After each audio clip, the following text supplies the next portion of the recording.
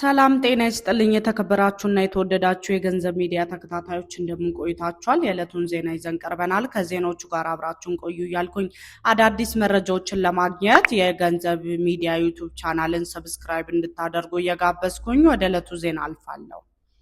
ከዛሬ ግንቦት 6 ቀን 2018 ጀምሮ ወደ መካከለኛው ምስራቅ ለስራ ለመሰማራት የወንጀል ነጻ ሰርቲፊኬት የሚፈልጉ ተገልጋዮች በአካል አዲስ አበባ በሚገኘው ፍሮንሲክ ወንጀል ምርመራ አሻራ ምርመራ ዋና ክፍል መምጣት እንደማያስፈልጋቸው የኢትዮጵያ ፌዴራል ፖሊስ አስታወቀ።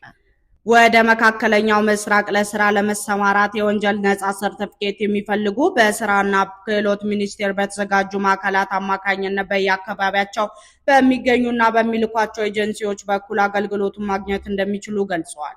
በጉዳዩ ላይ ተጨማሪ ማብራሪያ ለማግኘት እንዲሁም በተገልጋዮች ለሚቀርቡ ቅሬታዎች ማብራሪያ ለመጠየቅ ወደ ፌዴራል ፖሊስ ሙከራ ብናደርግም ለጊዜው ስልክ አልተነሳልንም። ማብራሪያ ከተሰጠም በቀጣይ የምናቀርብ ይሆናል ሲል ቲክቫ ገልጿል።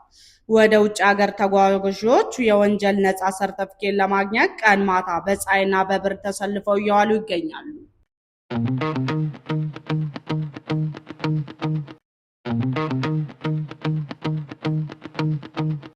ወደ ሌላኛው ዜናችን ስናልፍ ደግሞ አዲስ አበባ ውስጥ በየሰከንዱ በሚሊዮን የሚቆጠር ገንዘብ ከገዢዎች ኪስ ወደ ሪል ስቴት ኩባንያዎች ካዝና በሚፈስበት በዚች ከተማ የቤት ባለቤት የመሆን ህልም ለብዙዎች ወደ መራራ እውነት እየተቀየረ መሆኑ የሚያሳዩ መረጃዎች እየወጡ ነው።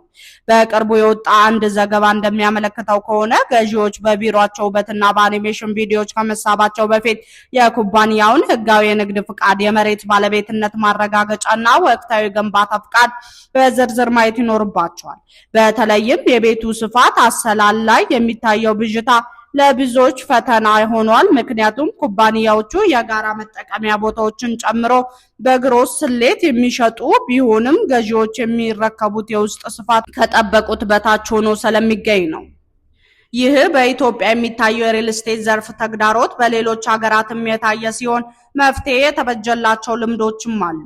ለምሳሌ በህንድ በፈረንጆቹ 2016 የሪል ስቴት ቁጥጥርና ልማት አዋጅ መውጣቱ በዘርፉ ትልቅ ለውጥ አምጥቷል።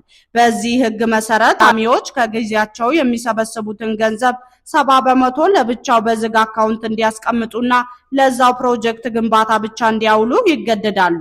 ይህም ገንዘብ ለሌላ ስራ እንዳይባክንና ግንባታዎች በወቅቱ እንዲጠናቀቁ ረድቷል። በውል ስምምነቶች ላይ የሚቀመጡ ደብዛዛ ቃላት ለገዢዎች ታላቅ አደጋ መሆናቸው እየተነገረ ነው።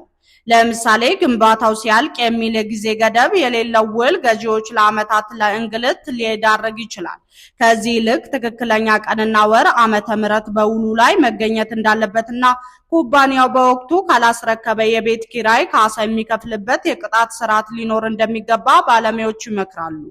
በተጨማሪም የግንባታ ዕቃዎች ዋጋ ጨምሯል በሚል ያለምንም ገደብ የሚጠየቅ ተጨማሪ ክፍያ ገዢዎች ለከፍተኛ ኪሳራ ስለሚዳረግ የዋጋ ጭማሬው ከ5 እስከ 10% ባለው ገደብ ውስጥ እንዲሆን ወይም በቋሚ ዋጋ እንዲጸና መደራደር አስፈላጊ ነው።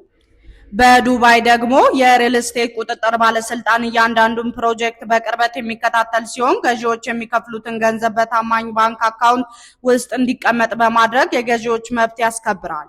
በአዲስ አበባም ገዢዎች የመጨረሻውን ክፍያ ከመፈጸማቸው በፊት ቤቱ ያለበት ክፍለ ከተማ ሄደው ንብረቱን ከባንክ ዕዳ ነፃ መሆኑን፣ የካርታ ርክክቡ አስተማማኝ መሆኑን ማረጋገጥ ይኖርባቸዋል።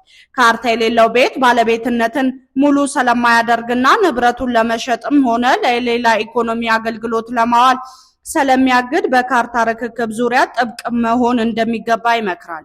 የመጨረሻው ክፍያ ካርታው በእጅ እስኪገባ ድረስ በእጅ መቆየት አላሚውን ስራውን በፍጥነት እንዲያጠናቅቅ ግፊት ለማድረግ እንደ ትልቅ ስልት ይታያል። የተከበራችሁ ውድ አድማጮቻችን የገንዘብ ሚዲያ ዩቲዩብ ቻናልን ሰብስክራይብ፣ ላይክ፣ ሼር በማድረግ ቤተሰብ እንድትሆኑ እየጋበዝኩኝ ለዛሬ ያዝናቸው ዜናዎች እነዚህ ናቸው። በሌላ ዜና እስክንገናኝ ድረስ ቸር ቆዩኝ።